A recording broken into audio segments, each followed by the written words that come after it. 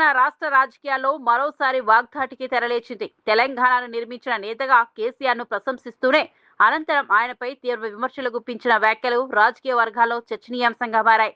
తెలంగాణను మొలిపించిన మహావృక్షంగా కేసీఆర్ను అభివర్ణించినప్పటికీ ఆ మహావృక్షంపై నోరు పారేసుకునే ముందు కాంగ్రెస్ ను కలుపు మొక్కగా పేర్కొంటూ విమర్శలు చేశారు. తెలంగాణ ప్రజలను నమ్మించి మోసం చేశారని ఆరోపిస్తూ కాంగ్రెస్ పాలనపై ప్రజల్లో ఉన్న అసంతృప్తిని ప్రస్తావించారు. తెలంగాణ ప్రజలు మార్పు కోసం ఎదురు చూస్తున్నారని, ఆ క్షణం కోసం ప్రజలు వేచి చూస్తున్నారని వ్యాఖ్యానించారు. ఈ సందర్భంగా ప్రజలను నమ్మించి మోసం చేసినందుకు క్షమాపణ చెప్పాలని డిమాండ్ చేశారు.